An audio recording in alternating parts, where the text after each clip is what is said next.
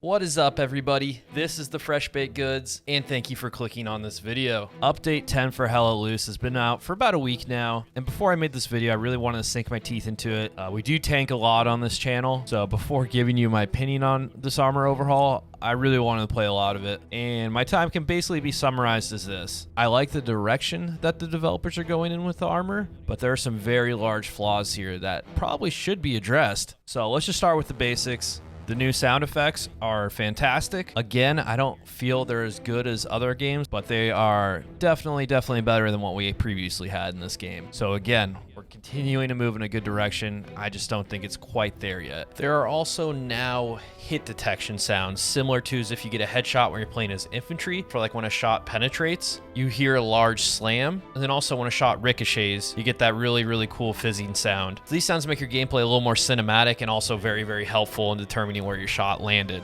You also have changes like switching seats now takes longer with the heavier of the tank. In the last week, I've seen very few solo tankers, which is how it should be. Tanking is about communication and teamwork, so I think that's also a fair change. And I'm just glad the devs figured out a way to encourage players squatting up in full tank crews without having to go down a different route. Don't get me wrong, solo tanking is perfectly fine in some situations, but I'm just glad a full crew has that much more of an effect and advantage now. Also, the physics have been adjusted a little bit. While I've noticed I have been able to go through more walls, more fences, and I've been getting less stuck on those, which I do appreciate. You do have to watch out on the new maps. I have gotten stuck in craters on Stalingrad, trenches on St. Marie-du-Mont, and especially those trenches on Kursk. So it seems like while the physics have gotten better, the maps have gotten dangerous as well. So it's almost like they cancel each other out in a way. But honestly, with the many hours I put into this game, it's kind of just something you learn to live with. Although when you look at Postscriptum and they have a vehicle reset, I think something like that would be greatly appreciated in Hell Let Loose. The driving is probably the biggest change with the tank overhaul. Driving used to be relatively easy to get around. You could really full send it. You can get around maps, do flanks at very high speeds. Now they've made it to where the only way you can gain speed is if you're going in a straight line. The minute you start turning or doing any sort of maneuvers, you start losing speed greatly. Shifting has become much more difficult. You have to pay attention to your revs. Otherwise, you can stall out now.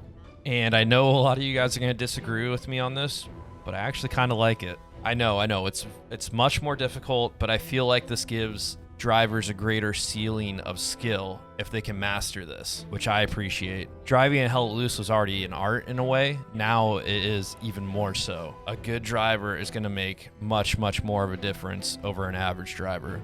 Now there's a lot more thought and skill that has to go into it.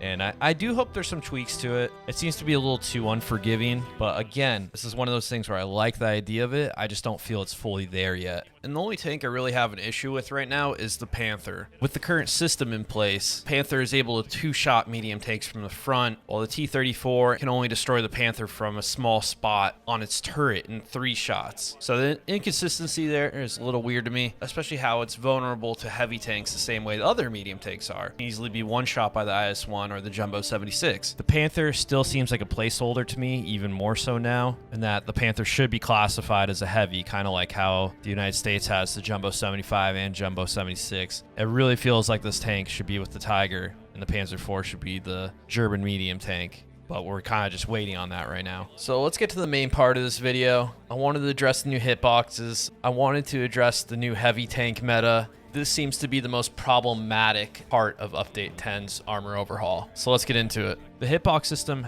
has been updated. There's no more bag shots. You can't destroy a Panther by shooting its cupola. Tracks will no longer transfer hull damage unless you're shooting through them into the hull. I feel like all these are very good changes. It's fair. It makes sense. So I do appreciate that. There is an engine component which was added. I feel like this isn't coming into play as much as I expected it to. The engine, once you destroy it, it has to be repaired fully before the tank can start again. But I haven't seen as many of those shots land as I have hoped. So while I think this is really cool in principle, it just isn't showing up as much as I expected it to. I know a lot of people are expecting more kind of realistic hitboxes with this overhaul, you know, similar to Postscriptum, War Thunder, crew kills, you know, aiming for ammunition and whatnot. I personally enjoy the simplicity of Hell Hell Let Loose armor. I enjoy, you know, side shots, back shots, turret shots. I don't necessarily want Hell Let Loose to become Postscriptum or War Thunder or anything like that. I play it because it is an arcade style game. I do like it being hardcore, but I don't necessarily care if it is, you know, on the more realistic side. You know, I don't want it trying to emulate other games. I want Hell Let Loose to keep being Hell Let Loose, if you know what I mean. But with that said, I'm glad they're still continuing down that route, but obviously there's some issues here that need to be worked out.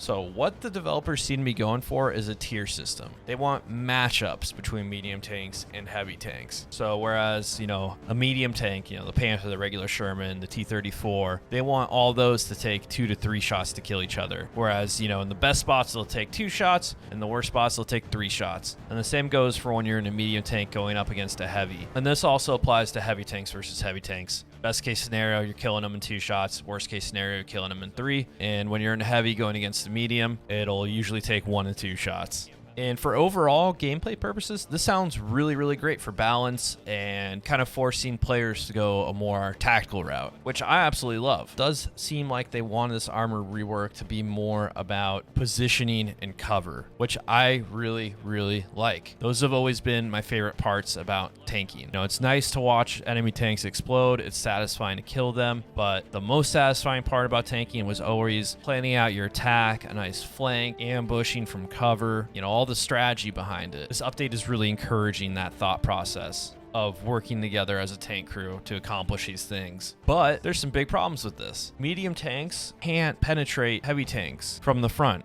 And what makes this a problem is that there are so freaking many heavy tanks. The devs constantly insisted that they wanted heavy tanks to be scary and feared, which they are obviously, because if you're in a Sherman, T-34, or a Panther, you can't do anything against these guys. So yeah, I'll be scared when I'm in a Panther and I see a Jumbo 76 coming at me and I can't do anything. You know, that's just not good gameplay if there's no hope of being able to win a scenario in this. That's just not fun. This all encourages longer range tank battles, and the range gives these heavier tanks even more of an advantage, especially on open maps like Kursk and Foy. There's simply no way around them. So heavy tanks can just sit on the edge of the map or sit on a hill and one-shot medium tanks, further encouraging more heavy tanks because that's the only way you can counter this. So I think really the developers need to implement some sort of system here to make this more acceptable. They need to either, you know, let medium tanks penetrate heavy tanks from the front, but maybe it takes 2 to 3 more shots compared to the side. Or they need to implement some sort of, you know, smaller weak spot on the front, which I think is probably the best choice. You know, it's a challenge, but there's still hope. It'll be super satisfying if you could do it. I think those are kind of the moments you live for in Hell Let Loose when you're in tanks. Probably the third situation you could do in this is they could do their original plan. They can make heavy tanks more rare, because right now they're not. With the current resource system, it's still very, very easy to get 400 fuel. And since now there's really no point to spawning a medium tank, commanders usually just spawn the heavy tank.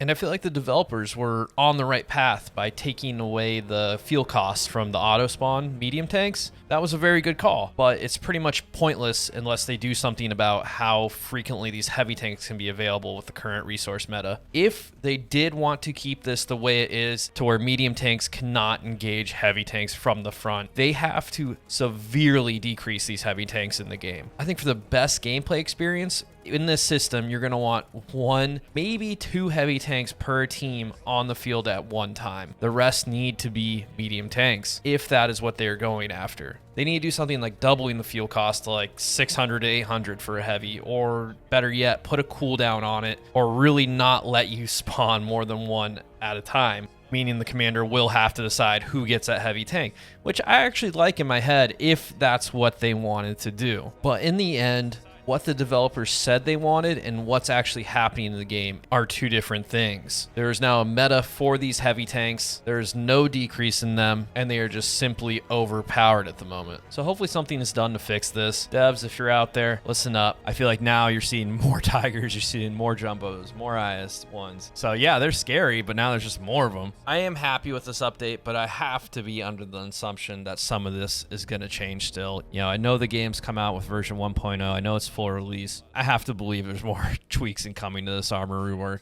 Because right now, if you have an experienced tank crew in a Jumbo 76 and a Tiger or an IS-1, they're going to completely wipe the enemy team. And that gets old for the experienced crew. It gets old real fast for the team going up against them. It's just not good for the overall gameplay. But hey, I'm still going to have fun out there. We're still going to tank on this channel. I appreciate all you guys sticking around, listening to me rant a little bit about this. I know a lot of you already have, but please let me know your thoughts on the U10 tank overhaul down in the comments. If you're new here, you want to see more Hell Let Loose content, please consider subscribing. Thank you for watching. Thank you for everything you do. I'll see you dudes on the front line.